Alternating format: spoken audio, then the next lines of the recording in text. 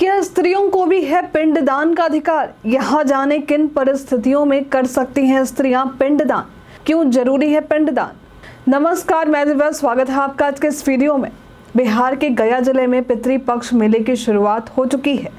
पितृपक्ष में मूल रूप से अपने पूर्वजों की आत्मा की शांति और मुक्ति के लिए पिंडदान किया जाता है।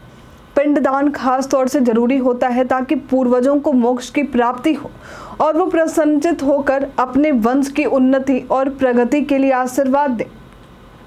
पितृपक्ष में कुछ नियमों का खास ख्याल रखा जाता है, जैसे पितृपक्ष के दौरान ब्रह्मचर्य का पालन करना होता है।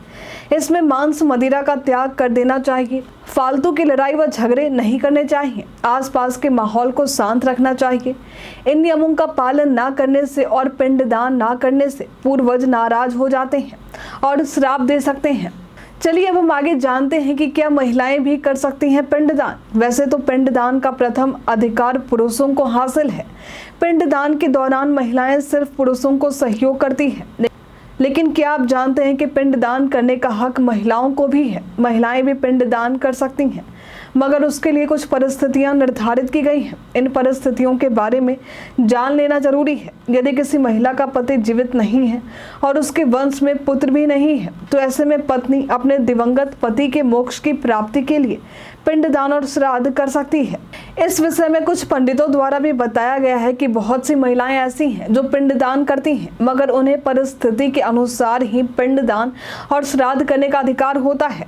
इसकी व्याख्या पुराणों व शास्त्रों में भी की गई है। आपको ये जानकर हैरानी होगी कि महिलाओं के पिंडदान करने की रीति नई नहीं है, बल्कि ये तो सदियों से ही चली आ रही है। पुरानी प्रथाओं के हिसाब से कुछ परिस्थितियों में ही महिलाएं पिंडदान और श्राद्ध का कर्म कर सकती हैं। यहाँ तक कि जनक पुत्री माँ सीता ने भी पिंडदान कर्म किया था। माँ सीता ने अपने ससुर राजा दशरथ का पिंडदान किया था।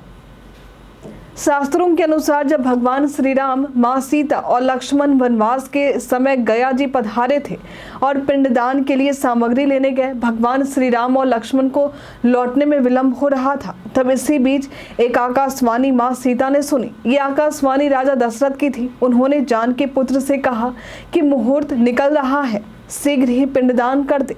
माता सीता जब उन्हें सारी बातें बताईं, तब राजा दशरथ ने ये बताया कि शुभ मुहूर्त निकल जाने के पश्चात पिंडदान नहीं किया जाता।